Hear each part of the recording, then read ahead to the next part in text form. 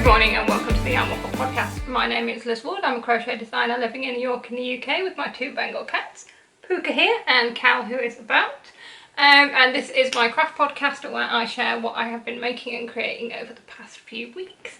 And it has been a little while since I recorded an episode. It's been a bit longer than a little while.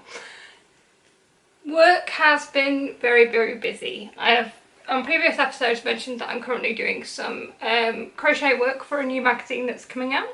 Yeah, it kind of just got a bit hectic. There was a lot of work to do for the prototype of what will be the first issue, but hopefully, fingers crossed, it's now done.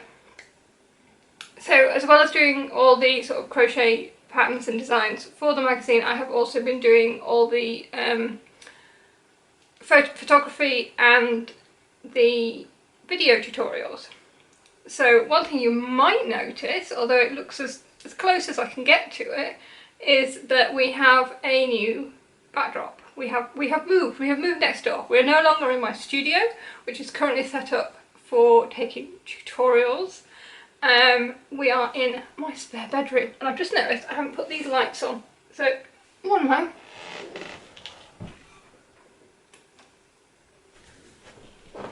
A little bit of light. Yes, so I have moved my stash wall and my podcast backdrop into the spare room, and I have now got podcast corner, as I like to call it. This room doesn't get used very often, especially during you know, the pandemic times that we've just had. Sorry, my sock's falling down. Also, it's very weird not sitting behind a desk. You look, the camera is now on the bed that's in here, and I'm just literally in my podcast corner with the Puka. But yeah, I've really missed podcasting. I've been trying to come back, and it's just not happened. Every time I think I have a day, some work will come in, or there's something else I have to do, or I'm just too tired. Yeah, so I'm back. Hopefully I'll be back quite regularly now, at least for the next month. I intend to do weekly podcasts. That's my intention. Whether it is the reality, we'll see. I'm certainly hoping to do that. So yeah, if you are not a subscriber, please do subscribe so you stick around for all that is new here, because there is a lot of finished objects. I certainly haven't stopped crafting while I've not been podcasting. Hey! That was mean.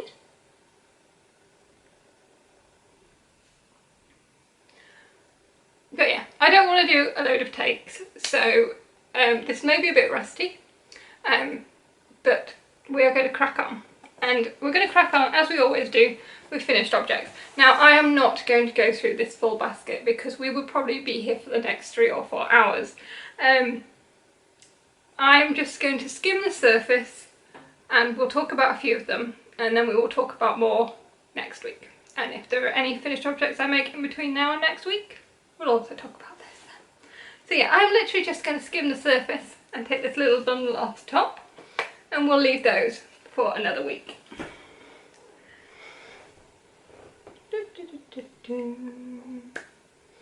So finished objects, and this is a little bundle that we have. Oh, I'm not used to being in this corner, and I'm currently trapped by my trousers. Okay, so we'll start at the top and work our way down. And we're going to start with these. These are the Wondrous Dishcloth, I think is the pattern name. I will put all the details on the screen. This is a pattern by Jules of So Sweet Violet, and it is a dishcloth pattern where you have stockinette on one side. I'm probably going to show you the navy one. I've got studio lights in here because I don't have as much natural light, so I don't know what it's going to do to the yarn and everything. We'll just have to work with that.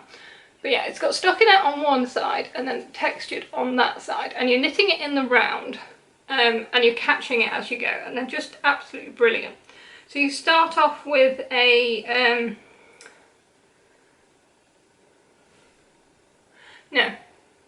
no idea. It's what I would call a toe-up sock cast on. I'm sure there's a proper name for it, and I'll put it on the screen. Is it Judys Magic Cast On? Maybe. and the new kitchener at the end. So it's all complete. And I cast these on because these are small projects that I can have in my bag when I take to work, because I am back at home since. I started back after the last sort of full lockdown that we had, and I've gone back working there a couple of days a week, which is really nice. So yeah, I like to have knitting on the go, and if I don't have socks, I usually have these. I have them all set up in a project bag, so I can grab and go, and I've always got some knitting with me for my breaks. And yeah, I've currently finished 2. So, some little dishcloth patterns. Okay, I'm going to go for this one next, because it's another sort of little householdy item. And I finished this quite a while ago. I've been waiting to show it for a long time. And I've also been waiting to use it for a long time. Now, it may not look exciting, but to me, it's very exciting. Now, oh gosh, I really have to lean into the camera there. I might have to sit forward slightly. So, this is a coaster. I know, aren't we exciting? And it is knit in Black Elephant yarns, and I think it's an Under Pressure colourway. I used it in my Slipstravaganza shawl by Stephen West. It's a single ply yarn, and this was a pattern. It was a free pattern that I found on Ravelry. Again, details. And it is a coaster, and it's knit in linen stitch, and linen stitch is a stitch I really wanted to try. And this is my first attempt at it. It's a very dense stitch. So you're slipping stitches and moving the yarn to the back and the front of the needle, so that as you're slipping stitches you're also wrapping it with yarn. So it does have a rhythm to it, but it is quite time consuming, and obviously I made this at quite a tight dense gauge to form this little coaster, which is really cute and really nice. And I don't know if you can see, there's different sides to it. So this one is slightly more bumpy and this one is slightly more flat. This kind of looks like a very, very tiny moss stitch. It's really pretty. But yeah, I didn't exactly rush to cast on another one when I'd finished it. However, I do think it makes a really nice use of very special yarn. And I did need a coaster for my drink. Be there. You can't see there, but it can be there. So yeah, finished object number 2. Hey darling. And finished object number 3. Now, if you're a long-term viewer of this podcast, you may remember these because I cast them on well over a year ago. And these are the Kitten Moon Knits. And I have finally cast on and finished the second pair. So again, I'll put all the pattern details on the screen. And I knit these in some, I think it was just a navy in a drops yarn. And like a undyed speckled with grey that I got off a seller on eBay. And these are really cute. And this pattern was gifted to me by Rosie, who watches the podcast, and she gifted them to me when Puka came home for the, when Puka came home as a tiny, tiny kitten. She gifted me these, and Puka's been here well over a year now. So yeah, it's definitely been a year since I've finished these. But the main reason I was slow on these is, one, I don't do colour work that often, not as often as I would like to do it. I tend to hurt my hand when I'm doing it, but also, I don't know if you can see, I mean, some of it is the yarn because it's speckled, but there are some really long floats across here. And the way I do colour work, I catch it in. I mean, it looks fine on the back. There is some room in there, it's not like it's tight or anything. But, I don't know, I just wasn't 100% happy. And yeah, so it just made me a bit slow to cast on and finish the next one. In fact, I think there's still some ends to weave in there. You can maybe see a bit more puckering on that one there. Just where I've got long floats. Otherwise, I'm quite happy with colour work. I mean, the back on them, I think is beautiful. I love just 1x1 colour work like that. I think it looks great. But yeah, so I'll come back to what I discovered as a bit of a solution later in works in progress. But yeah, I did finish these, and then I wanted to cast on all the colourwork mittens. And yeah, I shall pick up that story in a little bit. But now we have the final finished object that I'm going to talk about today, which leads us into a little bit of a segue, doesn't it?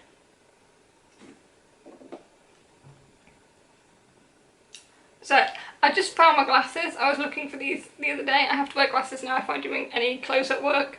I couldn't find these. And they're just, I found them here, and now all I want to do is put them on Puka. Put your face down, Puka. Oh, I'm being mean. I'm being mean, I shouldn't do it. I really want to. I'm gonna get battered, battered, battered, battered, battered, battered.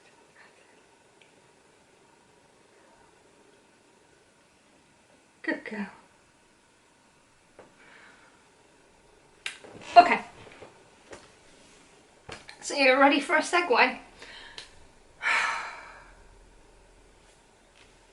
This is my final finished object for today.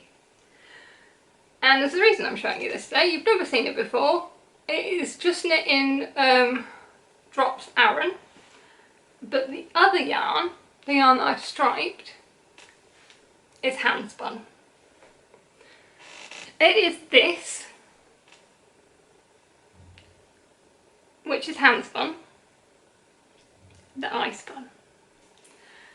Now, if you do follow this channel, you may already, this may not be news to you because there is a blog up about me learning to spin. And I learned to spin on a drop spindle, which is one of these. And I got myself a drop spindle kit for Christmas last year, so 2020. And I had a little go, and I was useless. I was absolutely useless. Like, nothing about it twigged. It just didn't click. I felt like I had 6 hands and they were all getting tangled in yarn. I felt like I just didn't have a clue what on earth I was doing. And this, it's called a drop spindle for a reason. I dropped it loads of times. I had bruises on my foot for dropping it. I had no idea. It got put away. And you never heard about it because I was rubbish at it. Until a few months ago, Lizwardcrafts, who I've had yarn from before, she does like a live on the Saturday before her update. And I was watching it and she had this bump of fibre. And it was, well, it's this. It's these colours. I bought it in the end. Yeah, neon colours, absolutely beautiful, really bright. She had this bump of fibre, and I really wanted it, even though I knew I was useless at spinning. I was useless. But I really wanted it. And I was like, well, I can't buy it unless I pick up the drop spindle kit and I can actually make it do what it's meant to do. So yeah, that's kind of what I did. That Saturday night I picked up that drop spindle kit again, and I wasn't allowed to buy this fibre until I kind of had at least figured it out a little bit. And I wasn't very good, certainly wasn't very fast, but somehow I managed to figure out how to do sort of park and draft and letting it spin. Puka's gonna go after this in a minute. And slowly but slowly, I figured out how to use the drop spindle. So even though I still wasn't very good, I treated myself to this rainbow neon bump of fibre. And I decided to just spin a little bit every day. I already do a mitered square blanket every morning, so I do a square every morning. And then what I started doing is after I finished my square in the morning, I would pick up my drop spindle and spin a little bit. and this hasn't been plied, but I made little bumps of yarn that are covered in hair that are not very good. In fact, they're fairly rubbish, but they are yarn. Can I have my arm back, darling? Do you want to play with that? Hang on. You can't play with it loose or you'll eat it. There you go. You have that. So yeah, I slowly made yarn on a drop spindle and I got a little bit better. This is a single. It's really pretty.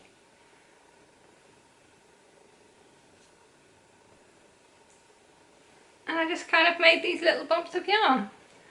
And I started really enjoying it. It was a very steep learning curve. It was a lot to figure out. I'm going to be playing this game for a while, aren't I? Puka's now under my chair and she will probably bite my feet at some point. If I make a weird face or scream, you know what's going on. Puka! Monster, can you see how huge she is now? She's a monster cat. Have some yarn to play with. There you go. Chew on that.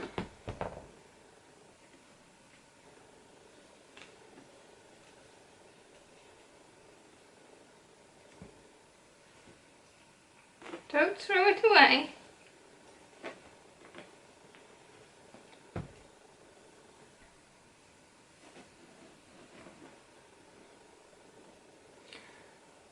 She will settle down now, she's too lazy to go and get it. Yes, so I started spinning every day, just a little bit on the drop spindle, and slowly I started to pick it up. I literally started like parking a draft at 6 minutes, so I was spinning it on my knee and laying it down and then running out. I was very, very slow, but I started to get the idea. And then I decided to, well, I think the thing was, so she's just decided to eat all the fluff now. So from there, from this, a drop spindle, I think the drop spindle kit I got that came with a bit of fibre was about £20. The next step up is getting a spinning wheel. Now spinning wheels are expensive, really expensive. I ended up getting a little electric eel wheel nano, which I think was about £130. Where did I get it from? I don't know, I can't remember, but I'll put it on the screen. So yeah, it was about £130 and I got an electric eel nano, and I do have a blog up to show you how I got on with that. And I did get on okay. I literally can't not play with that once I've got it. I got on okay with that. I made this yarn on my nano, but at the same time I still knew that I was going to want a proper spinning wheel at some point. So I was looking for second-hand ones on eBay or on the Facebook Marketplace. And probably quicker than I would have liked, somebody who lives not many miles away was selling 2 of her wheels. She is a spinner, she had 5 wheels, and so she was selling 2 of them. She was selling her original wheel, which was an Ashford Traveller, and she was also selling an Ashford Kiwi. These were custom wheels that she'd painted. I spoke to her and asked her, because to be honest I wanted to get a wheel from another spinner. I didn't want one that had been sat looking pretty in the corner of her room for ages. I want one that had been spun on and that I knew was working. So I spoke to her, she was a spinner, brilliant. She advised going for the Ashford Kiwi. She said it was what, I think she said that she learnt to spin on the Kiwi. I can't remember. Yeah, but I thought a Traveller was the first wheel. Don't know, maybe I'm getting confused. yeah, so I bid on the kiwi. It went too high for what I was willing to pay. So, but the Traveller had not yet sold, so I didn't win the kiwi, but then I bid on the Traveller and I ended up getting that. So I ended up getting the Traveller, the Ashford Traveller. I put a picture, her name's Mary, for about the same money after I'd got a courier to bring it to me for what I'd paid for my little electric eel wheel nano. Again, it's another learning curve again, from even going from a drop spindle to a wheel is a learning curve, going from a little electric wheel to a treadle wheel is another learning curve. But I am completely 100% addicted to spinning now. I still spin every day. I have spun every day since the day I picked up this and saw this braid from Siobhan's Crafts and said I want that braid and I'm not allowed to buy it unless I learn to spin. And I have spun every single day. Sometimes it's all I've done that day. I haven't done any other crafting. I have just spun. And yeah, my hand spun collection will probably at some point move up here, but at the moment it's downstairs because I have like a spinning corner set up downstairs. I will put a picture of my hand spun collection. I have spun all this yarn myself. I am immensely proud of it. And I am also really enjoying knitting with my hand spun. So there is going to now be in this podcast a bit of a spinning section. If you are not interested, I fully understand. But yes, anyway. That's the segue. I am now a spinner. I still very much consider myself a beginner spinner. I have only been spinning for a few months. I do, however, spin a lot. So I think I'm getting better, but I have not been taught by anything. I've just used YouTube tutorials and things like that. I can spin finer. I can't spin as fine as I want to spin yet. Still trying. I'm mildly addicted to buying fibre. So there will be some fibre cropping up in the acquisitions. But yes, let's get back to this hat. This fibre was from a set of Rolags, which are absolutely adorable snail looking bits of fluff. If I've got a picture, I will put them on the screen just so you can have a look. I don't think I've got any Rolags up here to show you. They look beautiful. They are not my favourite way of spinning fibre. Just personal preference.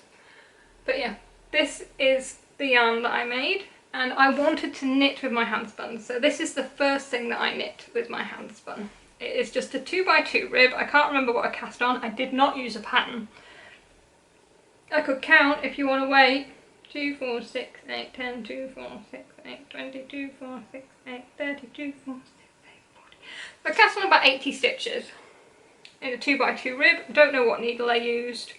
And I did 2.5 inches of ribbing, and then I started striping in the hand spun. The one thing I did do is that after I finished the rib, before I started striping, I worked one row in the same colour as the rib, just so that you don't get those pearl bumps in the stripes. And yeah, I just knit till it was long enough. I think I made it just slightly slouchy. So yeah, it's a bit slouchy, but it's really nice and warm. And yeah, I just really liked it. I really liked, because my hand spun yarn was so uneven, striping it sort of meant that it wasn't completely crazy. And I think it makes a really nice hat. I haven't decided yet whether to put a pom-pom on the top. I think when I finished it, I was a bit too precious about the hand spun to want to give Puka, no, to want to make a pom-pom out of my tiny bit of hand spun. But I think if I mix it with the grey and make it into a pom-pom, I think that would work really well. I now have more hand spun, so I'm less precious with what I have. At this point, I think I only had like little nuggets and whatnot. I now have a collection.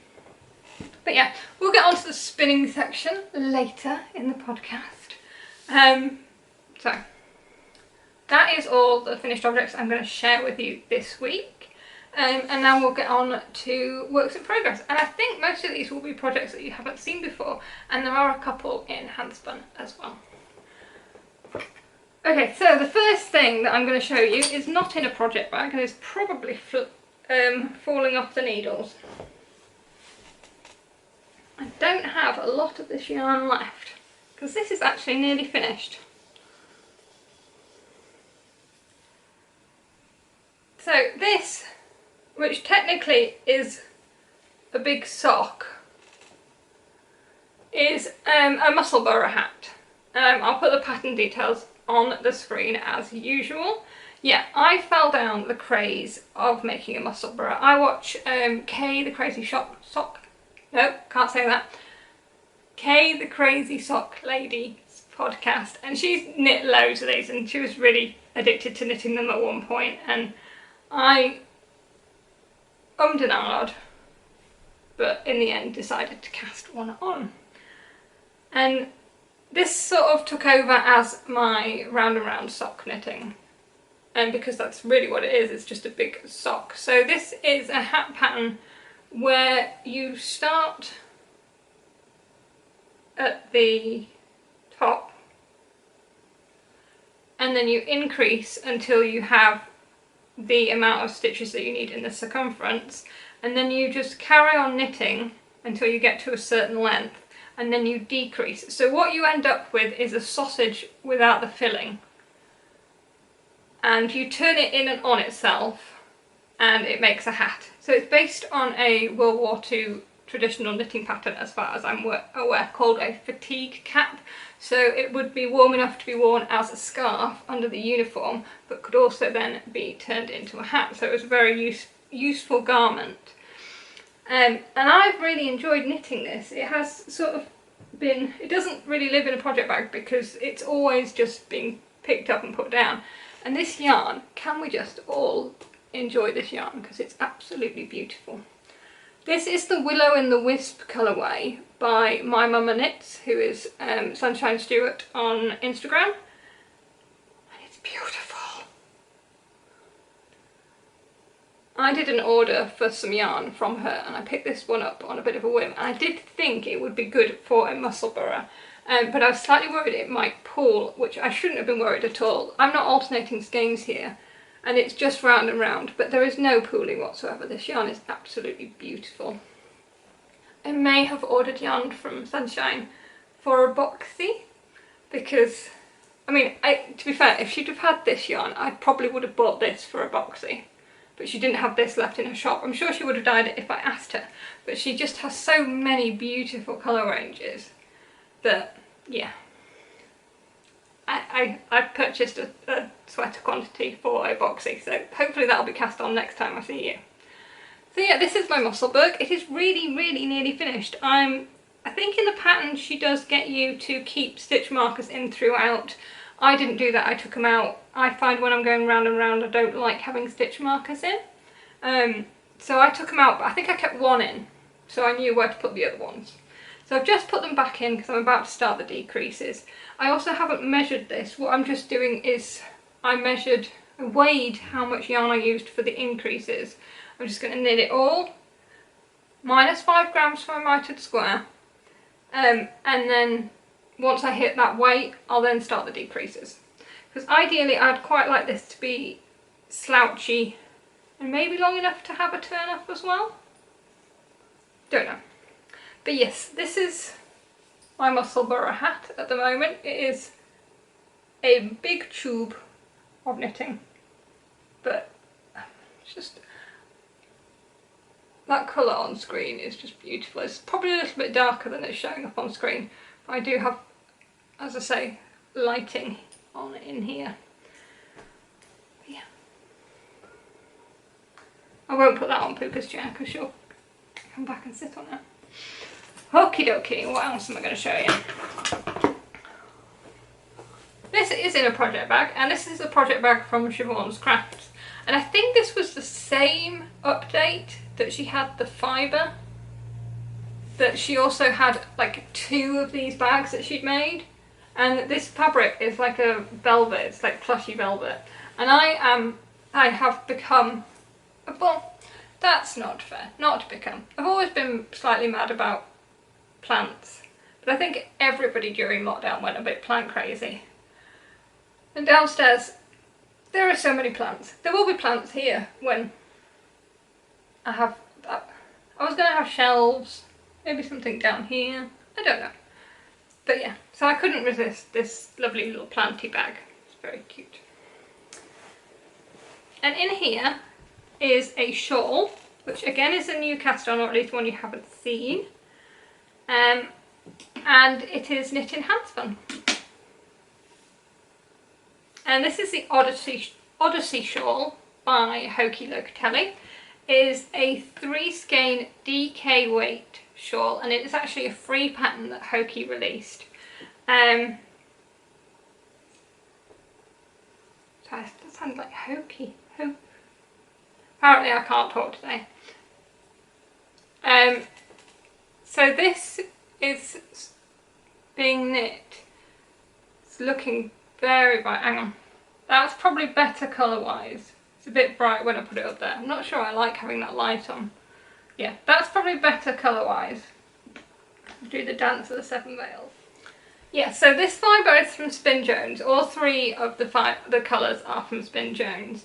And so Spin Jones was one of the first fibre sellers that I found when I started spinning. And I got this one from her first, but I mean, I stalked her shop when I started spinning, and I did get quite a bit of fibre from her, a lot of which I've already spun up. And in the description for this one, she says that she blended it to go with these other 2, to go together. And I thought, well, just get the other 2. It smells lovely. So yeah, I got the other 2 with the intention of making a 3-skein shawl. And I am at the point in this shawl where I just have the lace bit to do at the bottom. So there's quite a lot. So it's just a triangular shawl. Right, if I get it to the end.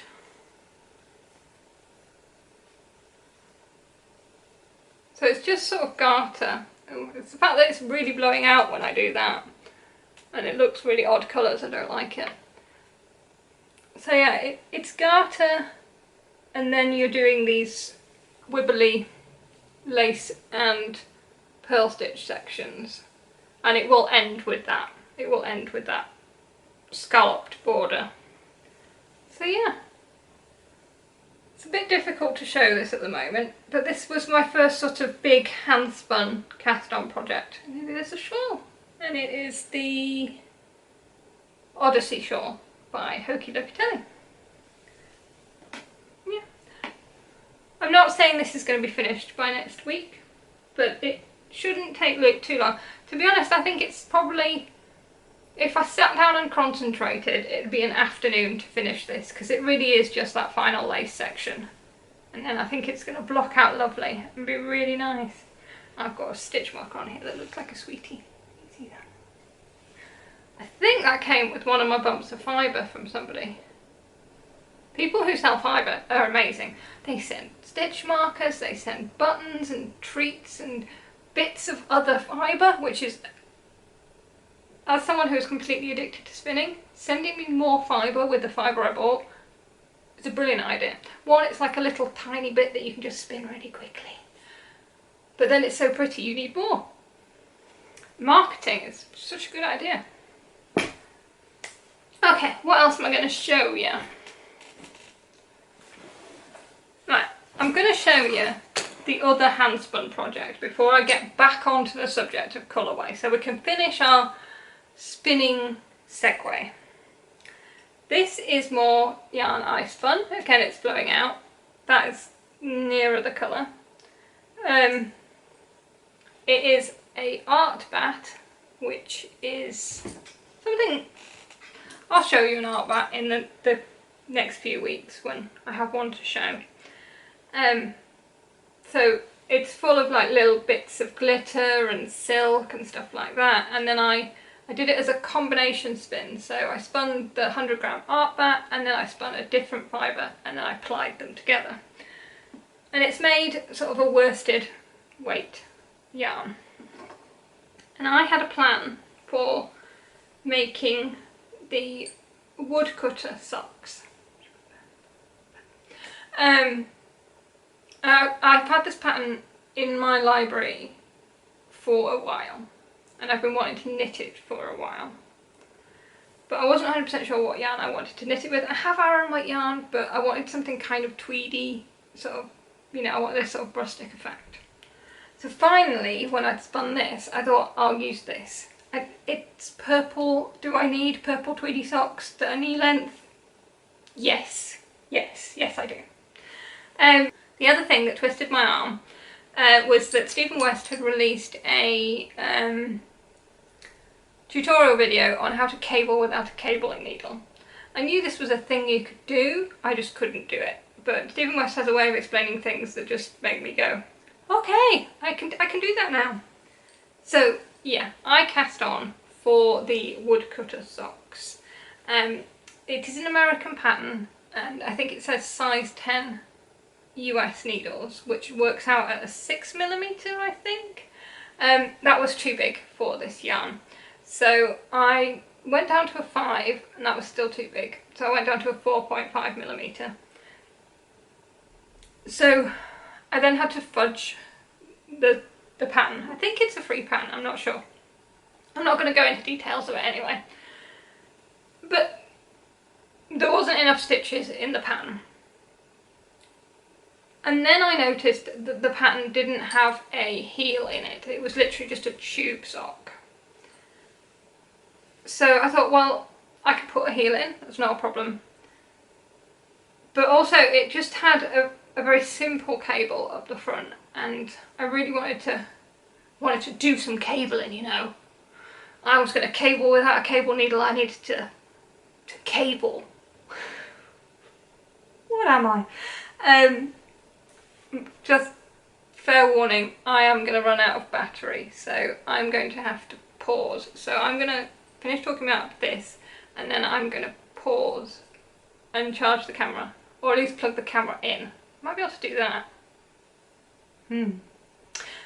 Anyway, I'll shut up. So yeah, in the end, I took inspiration from the woodcutter pattern and pretty much just made up my own.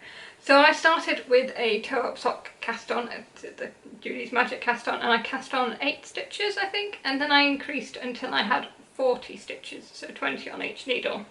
And then I devised a cable, so an off-centre cable from a stitch book, and this is the braided cable from the up, down, all around stitch dictionary. So yeah, this is a braided cable, and then on the back I did a single twist cable, so it would run all the way up the back, like a spine up the back. And yeah, I just cast these on. I cast these on Monday, and it's only Wednesday morning now, and one's already done. We should all be knitting Aran socks. I know it's summer, alright, it's summer. We don't need Aran socks. Too warm to wear Aran socks, but they are so squishy and lovely. The yarn is beautiful. It's got a high silk content because it's that art bat, and yeah. So with it being in the handspun, it's very fun. But yeah, yeah, so there was 4 repeats of the cable on the foot, and then I did my heel. It's the same heel that's in my dimension sock pattern. I don't think it is actually a short row heel, but I don't know how to describe it. I've never actually done a proper short row heel, like I've never done the fish lips kiss heel. I don't have that pattern. This was a heel that I adapted from a book on when I started to learn to do a heel. This type of heel was in there. It never 100% worked, so I kept adapting it and adapting it and adapting it until I made it my own. And that's the heel I use now. So yeah, I popped that in, and then as I was going up the leg, I did a couple of repeats normally, and then I increased one stitch sort of at one end or the other end of the rows every cable repeat. And this is, it's not cast off yet, but it's not far off being cast off. I've just started doing a 2x2 rib at the top. This is going to be knee-high. Knee-high. And what I'm debating at the moment is whether it should be, I should do a longer cuff so it could be folded over. Because I think it would look cute, even though they are slightly mad, tweedy, silky, hand-spun, cabled socks. But yeah, I think they look really cute. And they're so quick to knit. And I am actually thinking about making this into a pattern, because where I did take inspiration from the woodcutter pattern, the only inspiration really I took is looking at the picture and the fact that these are knee-high socks, and these are different knee-high socks. So I don't know. What do you guys think? Yeah, how do you guys think about patterns and where you garnish inspiration, and whether you can call a pattern your pattern if you've taken inspiration from a picture? I don't know. Anyway, I'm going to shut up. I'm going to find the charger for the camera and I'll be back soon. I think we're recording. I've turned off that light behind you. Hopefully it's not too dark. There is quite a lot of sunlight coming in, it's just not direct sunlight now.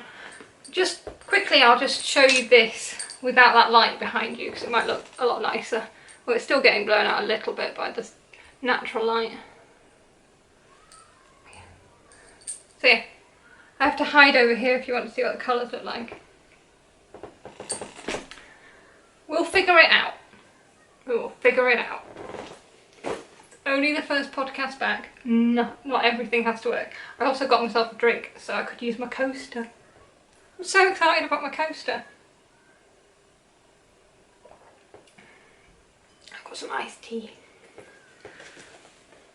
Okay, and finally, in works in progress, in my Die Candy Does a Bear Knit in the Woods bag, I have more colour work.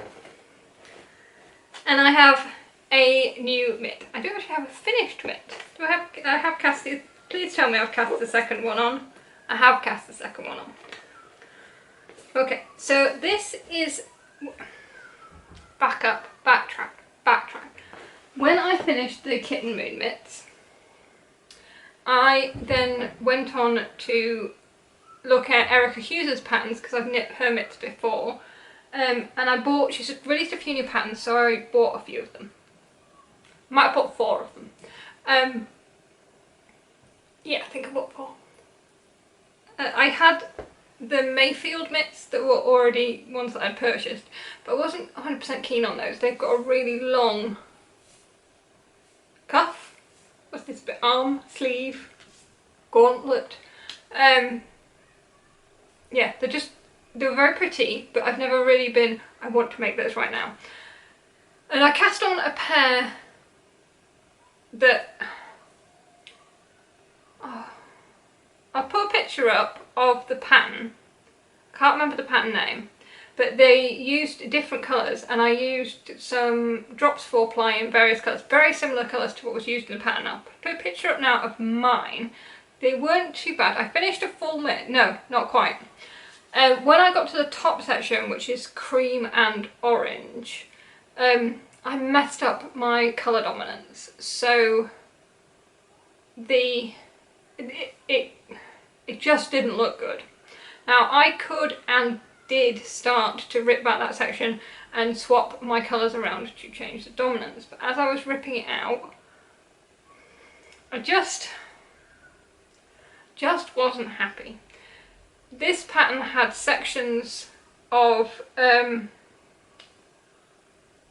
think it had sections of like plain knitting and then colour work, so it sort of changed your gauge when you went into the colour work. in my head they were a disaster. I didn't like them. I'm sure they would have blocked out and been fine, and it would have been fine, but I have to want to knit something. So I also had the same problem with long floats, and I was working on another colourwork pattern. I was having problems with floats, and there was patterns coming out that I wanted to knit that were colourwork, but again, long floats. And they were like really geometric patterns. I've cast one on, so I'll show you next time. So, I'm going croquis. So this pattern that I wanted to cast on, the sweater pattern, I think it's called the Hide and Peak, and it's by Max the Knitter. I've knit one of his patterns before. I really wanted to cast that on, and the geometric colour work in it has very long floats. And I was like, I'm going to make a mess of that. But I was looking through the projects, and someone had said, try using the ladder back jacquard technique for your floats. Now I didn't know it was called this, but I had definitely heard of a different technique for floats because my friend Erica had told me this years ago, and I remember thinking it sounded really good, but it also sounded really complicated. And it kind of stayed in my head that there was a thing I could do, but I just wasn't prepared to do it yet. But I thought, if I want to knit this sweater, I'm probably going to have to try it. So I cast on another Erica Heusser mitt. I think this might be the Songbird mitt. And I decided to try doing the ladder back jacquard float catching method for colourwork. Now I'm going to just show you this mitt first before I waffle on about the technique. The technique is brilliant, by the way, and a lot simpler than you might think. So this is I think it's the Songbird mitts, and it's by Erica Heusser. I will put the pattern on the screen and all the details. I am knitting this out of hand dyed yarn. The dark colour, my main colour, is a Malabrigo. I can't remember the colour name. The light colour is a Ducky Darlings, and it was one of her Ladybug Fairy Tale clubs. And then the orange is the fibre spates that I used in one of my Rainbow Sock Chronicles colours. Okay, so yeah, I have cast on the second one. So, I mean, can we just enjoy this colour work for a minute? Now this has not been blocked, and it is still a bit scrunched up a bit, but it hasn't been blocked, and I'm hoping that will come out when it is blocked. Fits like a dream. And don't know if I can actually show you this, but this doesn't really stretch much because of those tight floats, and this has been blocked. This is so much stretchier, like so much stretchier. And this is the ladder back jacquard. I'm going to turn it inside out so you can have a look. Now, on the back, where the floats are quite close together, my floats are normal, and that's because I just did normal stranded colour work. But on the front, where there are areas where the floats are further apart, I did the ladder back jacquard.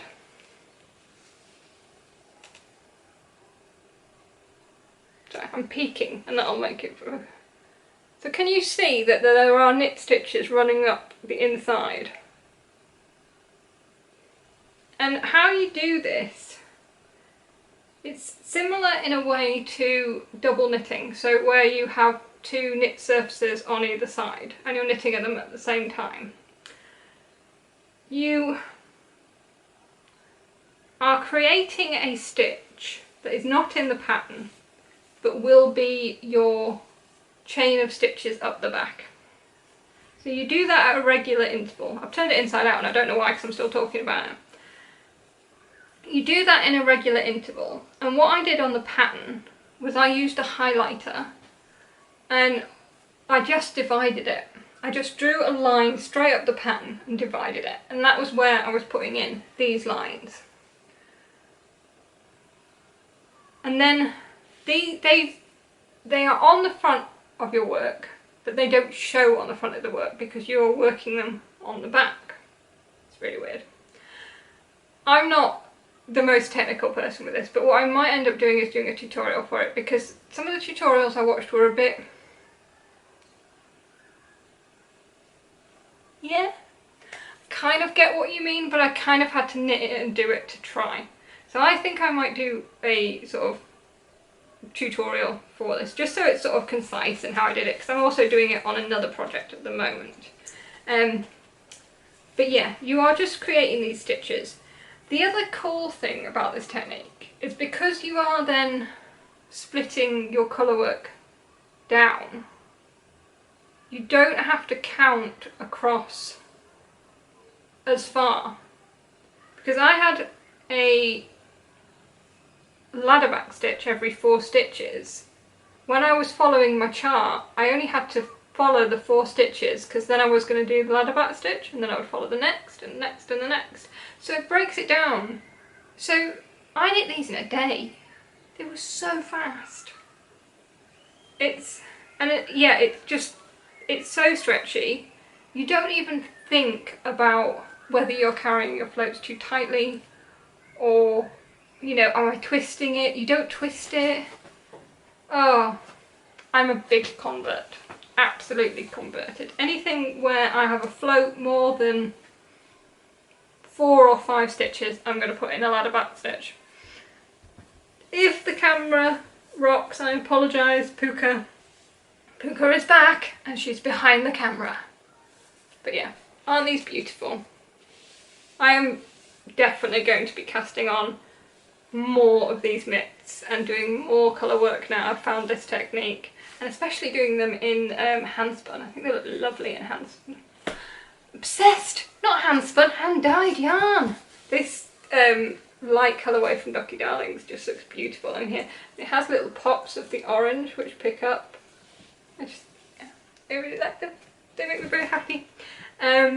Yeah, so I have been waiting to knit the second one of these before I podcast, because otherwise I would have just knit it and then it would have been a finished project. Yes. So now I am doing the podcast, I can actually go and finish knitting the second one of these, which I'm really excited to do this afternoon, because it's a fun technique and I can't wait to actually sort of show you properly. And obviously I'll talk about it more because this is pretty much just how I'm going to do colour work from now on. I'm completely converted. Yeah, it's great. There are different ways you can... I'll shut up. I'll shut up about it now. I'll talk about it more later. If you want to know more, you can look it up. It's called the ladder back jacquard colour work technique. It's brilliant. Okay, I'm shutting up about it now. Shut up about it and talk about some crochet.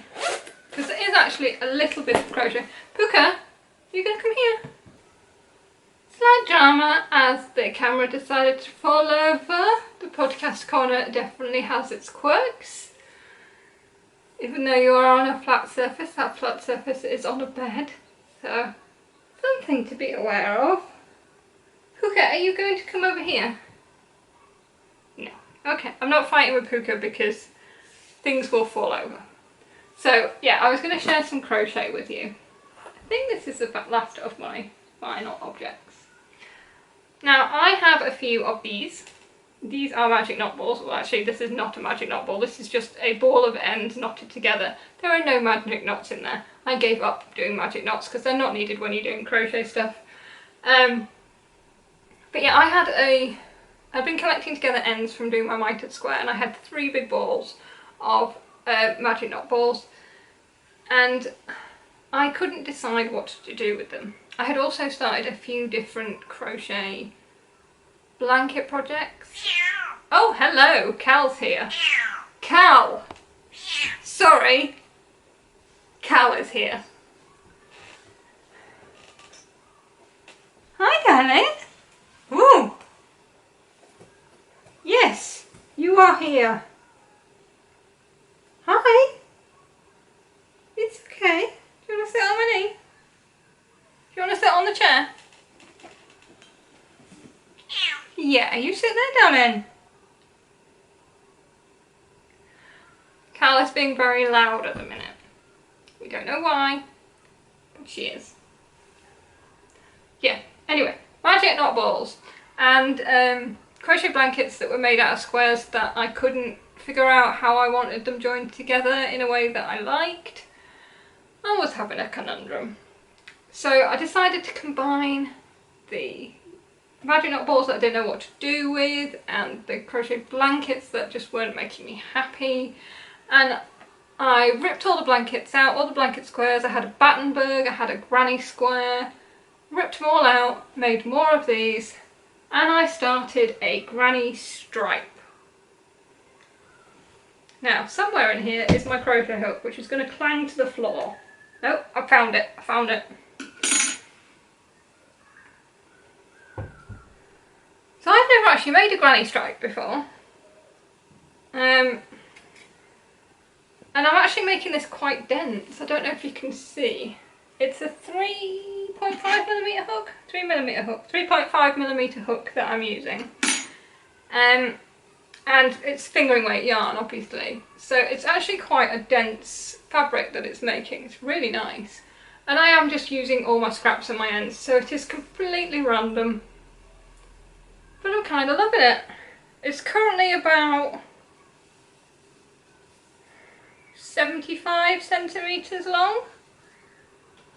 And width-wise, it is going to be big enough to go over a double bed and drape down a bit. So it's over 2 meters wide.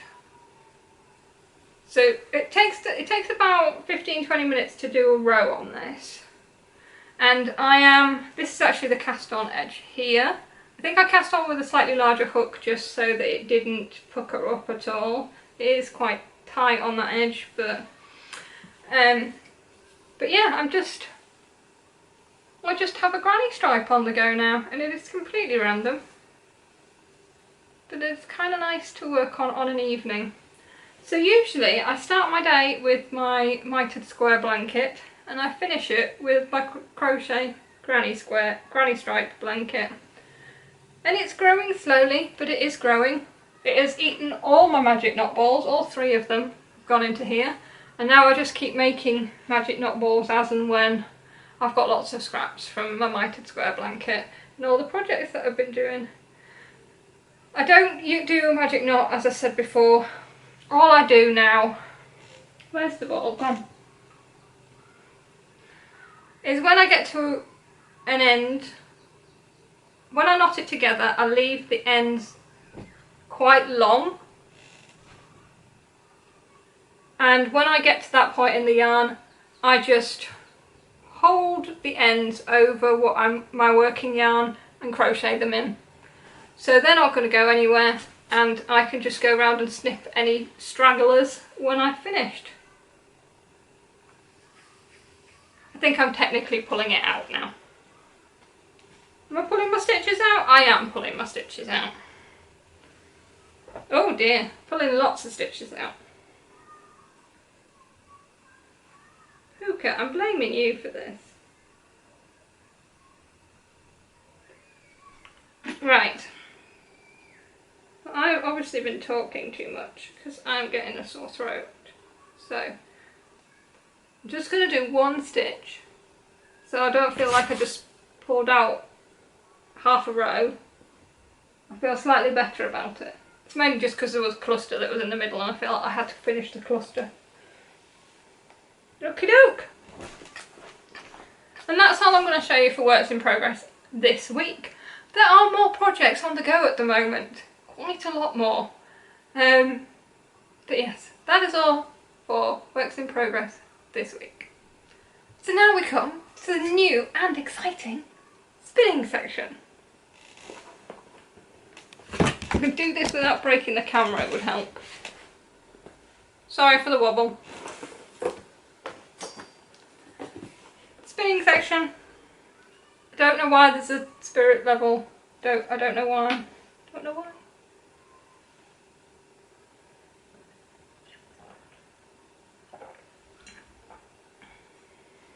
So yeah, I've waffled on enough about learning to spin, and there is a little vlog that shows me learning the basics and get all the way up to from me learning to me getting my first wheel, getting Mary my first wheel.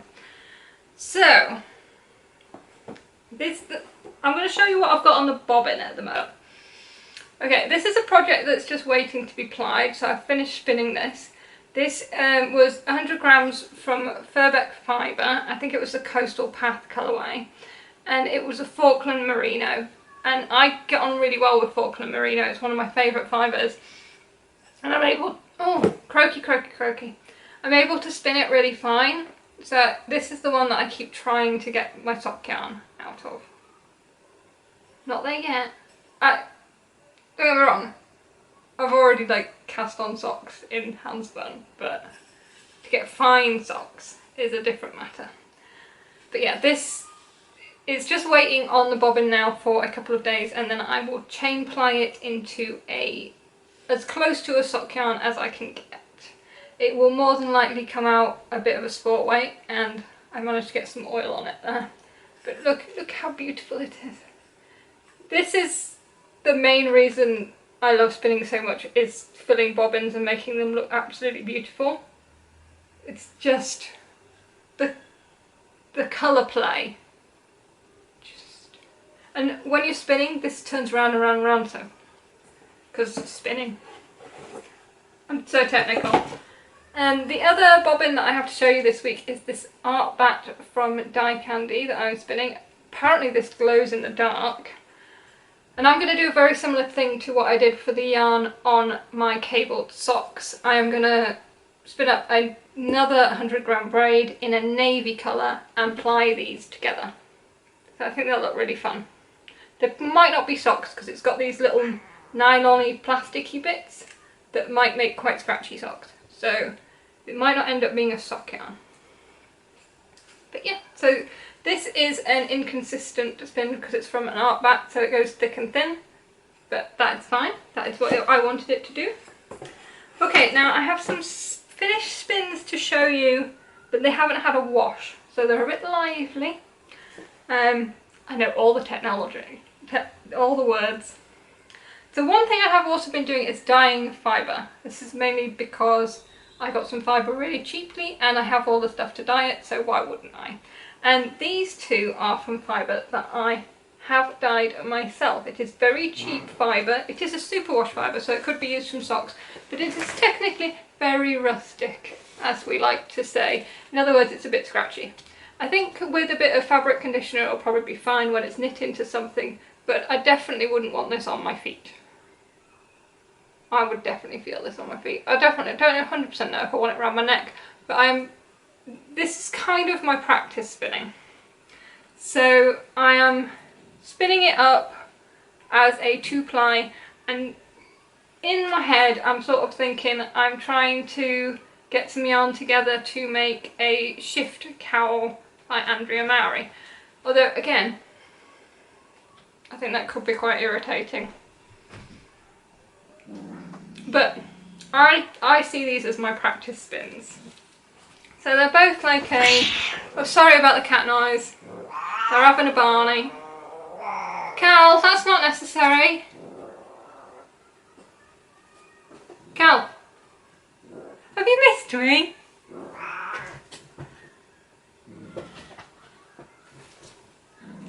But yeah, so they're just a 2-ply. Grumble, grumble, grumble, grumble. Puka's nowhere to be seen and Cal's just grumbling to herself. She's also climbing over the box my spinning wheel came in that I can't do anything with and takes up half the room.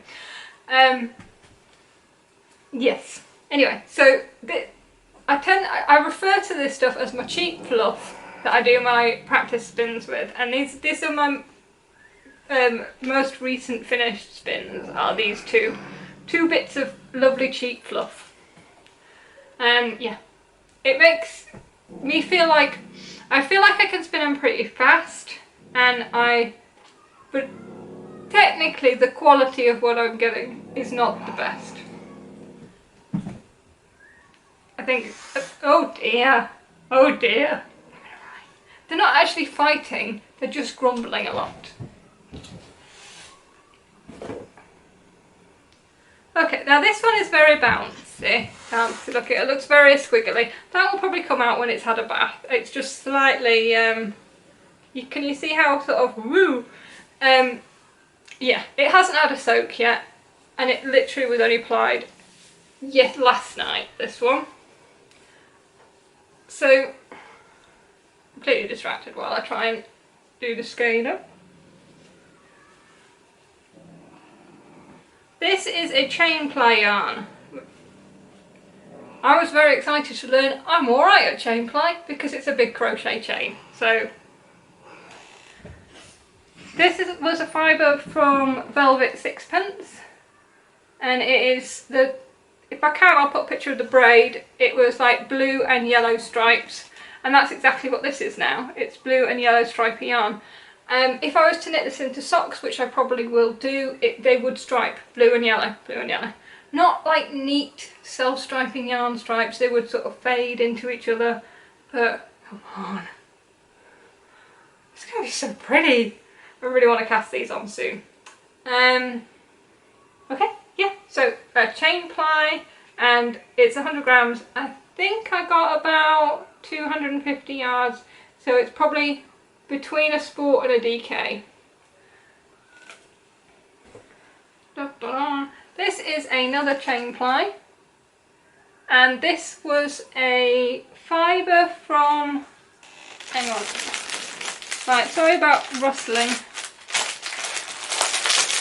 from the same place as this one, same fibre as this. Wonderful wool. Wonderful wool. It's not the same fibre as this. No more rustling. This is a merino fibre which is called a humbug fibre. So the fibre before it's dyed looks like the old-fashioned sweet of humbug. So it's like black and white stripes, or grey and white stripes. I am going to get some of this fibre because I think it's awesome. So when you then dye on top of it, you get light and dark of the same colour, and this spun up beautiful. It's one of the prettiest yarns ever. It's gone a bit thick for socks, but it'll probably make a really lovely hat, probably make a really lovely colour work hat, and I think I only got about 200 yards out of the 100 grams. So because it's so pretty and I only got 200 yards, I ordered another braid because fibre's really cheap. I mean, like compared to hand-dyed yarn prices, fibre is a lot cheaper. So my cheap soul is just very happy with spinning because, I mean, technically in the quantity I'm buying fibre, it negates the cost, but yeah. But yeah, this has just got so many colours. If I can, let's see. So again, I apologise for rustling. I know I've got another one of these braids somewhere. I'm back.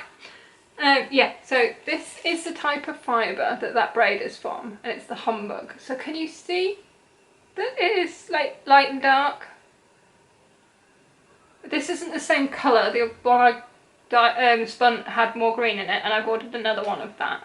But this is the same type of fibre from the same person from Wonderful Wool. Also it came with these lovely buttons, which are beautiful buttons, absolutely beautiful. So yeah, that is that fibre. So that is what I've currently been spinning. I am, as I say, spinning every day, and I can spin some things pretty fast. So my collection of handspun is growing. The quality of the collection of handspun is not so far the best, but I will get there and I will make beautiful things out of handspun. I hope you don't mind me having a bit of a spinning section. Now I am spinning, I just want to see everybody else's spinning sections where I was slightly bored with them before. So I can see it from both ways, so I'm not going to be mad if you skip that section. But I might change it with the acquisition section. Who knows? Who knows? But we do have a small acquisition section today. Yarn has arrived and gone into the stash or been used. So the only thing today I have to show you, I've got two things to show you. They're both by Ducky Darlings and they came on separate orders. If I don't show you this, I've been waiting to show you since I got it so I could cast it on. And I kept thinking, I really want to cast that on, but then I haven't shown it on a podcast. And if I didn't show you this on a podcast, I was going to have to buy another one. And wouldn't that be a shame? But yeah. These is something new that Ducky Darling has started doing, and they are sister sets. So you get two 50-gram skeins of matching or contrasting yarn. Sorry about the cat noise.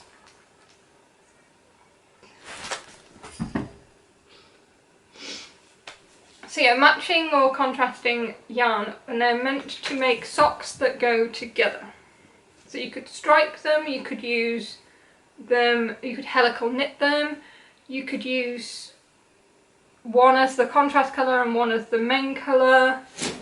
Whatever you want to do, there are loads of options. I kind of want to get more of these just to sort of explore all those different options, because why not?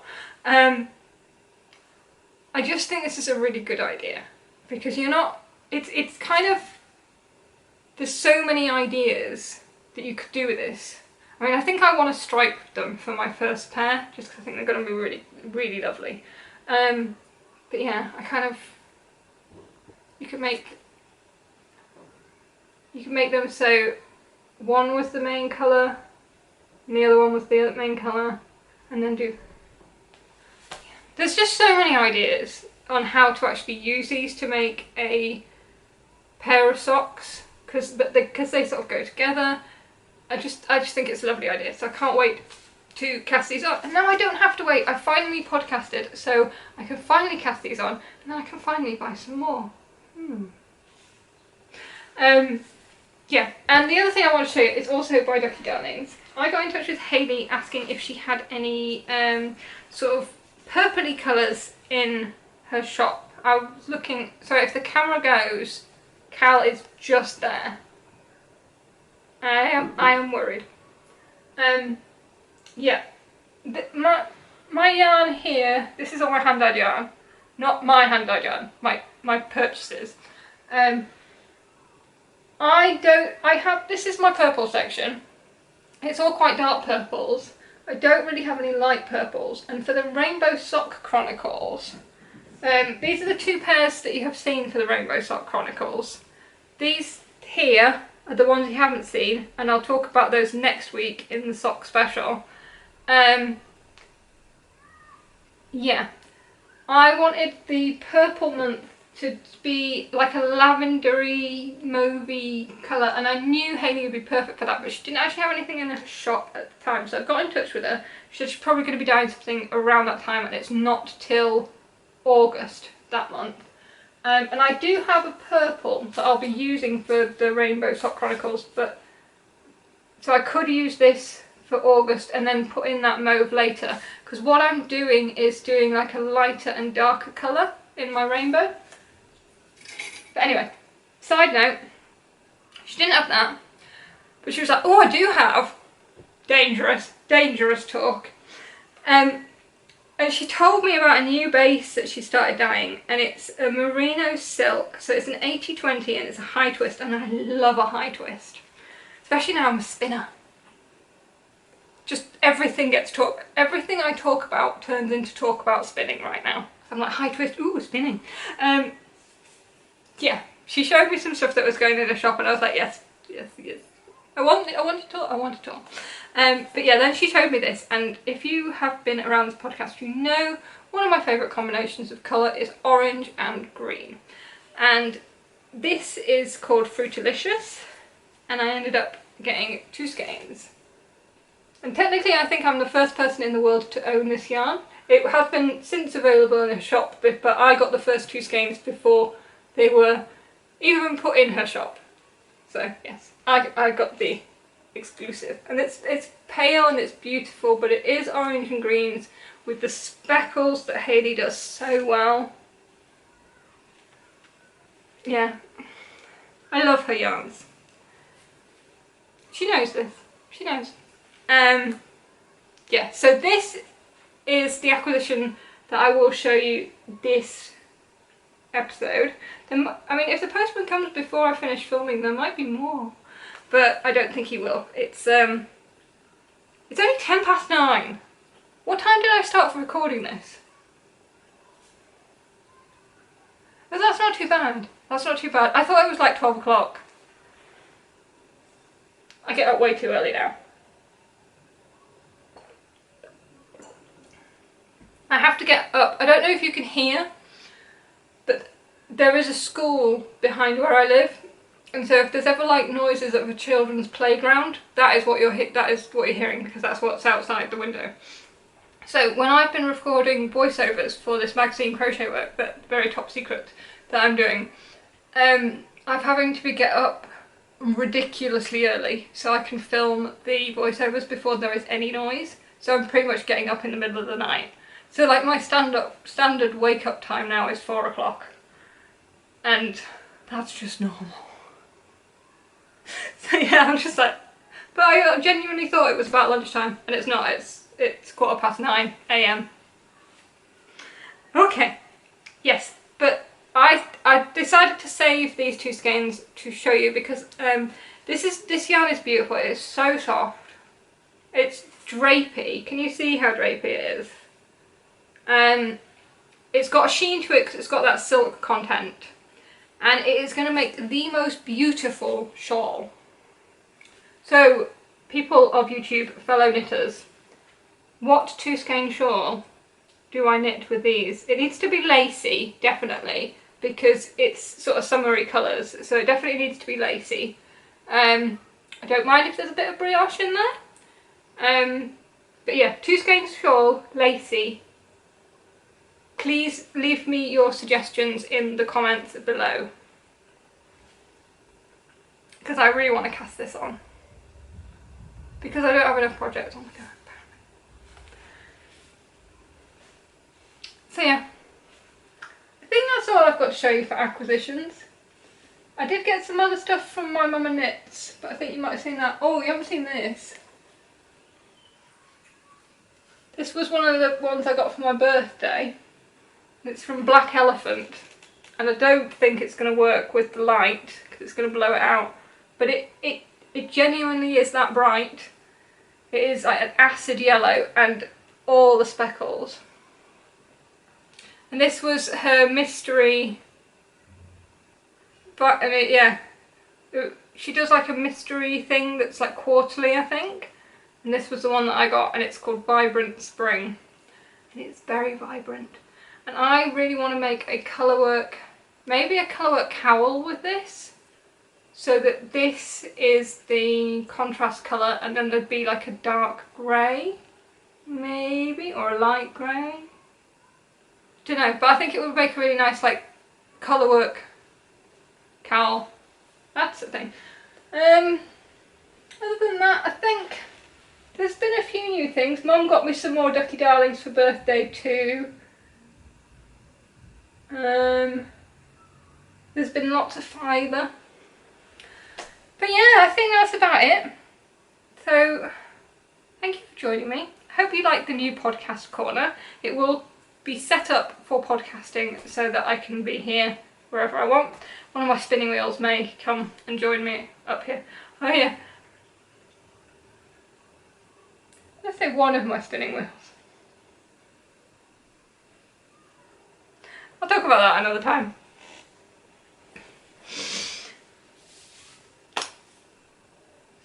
Well, I think that's everything.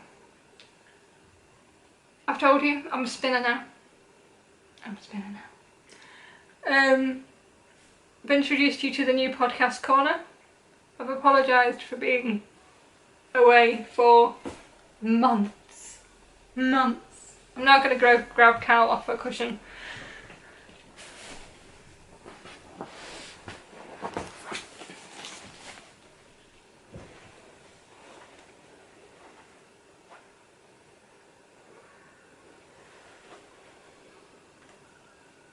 Spin.